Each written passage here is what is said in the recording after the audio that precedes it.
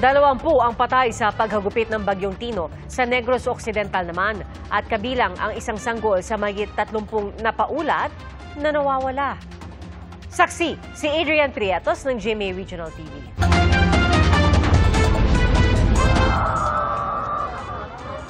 Bumuhos ang emosyon ng mga taga-barangay Sag-ang nang makita ang mga body bag. Laman ang labi ng kanilang mga mahal sa buhay. Sa tala ng La Casillana MDRMO, 9 ang patay habang 20 naman ang nawawala pa dahil sa Bagyong Tino. Sakit man batsagon o kasubo batsagon. Na kung mga gabi natabo damo-damo kita ang nagkalamapay. Isa sa mga nasawi, asawa ni Mang Vicente. Nawawala ang kanilang 3 anak kabilang ang 9 na buwan nilang sanggol. Nakasabit ko sa kahoy. Nagkatukan ni kami sa ilan ni ugangan kay taas sila balay. Dito. Ang 4 na taong gulang na anak ni Mang Aguinaldo na rescue. Ngunit ang ibang kaanak nito nananatiling missing. Kaya ako mata ka nakita ko buhi pa man. Kunara din magpakita tadi bang kayo. Ang iban tabunan ka kahoy, iban natabunan ka mga mga lutak plus raw.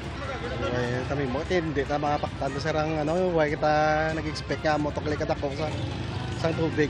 Sa datos naman ng Negros Occidental PDRMO, umabot na sa 20 katao ang iniulat na namatay sa pananalasa ng Bagyong Tino sa probinsya. Pati mga aso sa animal shelter sa Bacolod City, damay sa gupit ng bagyo. Halos natabunan ito ng nagtumbahang puno. Nananawagan ng tulong ang pamunuan ng animal shelter. Sa bayan ng Sigma sa Capiz, lubog sa baha ang ilang lugar hanggang kanina. Amat-amat, abi na naog ang baha from the 2nd district to the 1st district. Ang hindi usual ang ginabaha niya subong siguro silted na gidang aton rivers. Naranasan din ang pagbaha sa bayan ng Ibisan. Ito ganyan mong kinubaan nga ng baso bala sa balay ba. May lang kay ang tanan gidya diri nang sa tanan. Ayon sa Capiz PDRMO, umabot sa 175,000 individual ang lumikas sa lalawigan. 148,000 ang hindi pa rin makauwi sa kanilang mga tahanan. Sa Rojas City, nakauwi ng ilang evacuees nang umayos ang panahon at humupa ang baha. Namigay rin ng merienda sa responders at evacuees ang Student Council ng isang kolehiyo.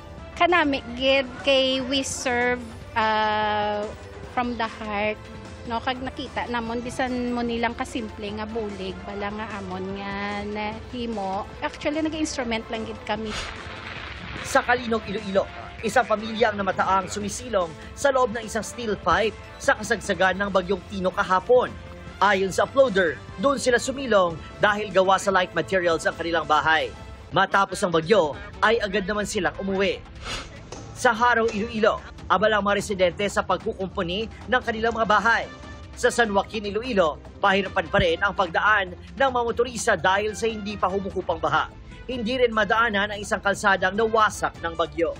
Para sa GMA Integrated News, ako si Adrian Prietos ng GMA Regional TV, ang inyong saksi. Mga kapuso, maging una sa saksi. Mag-subscribe sa GMA Integrated News sa YouTube para sa iba't ibang balita.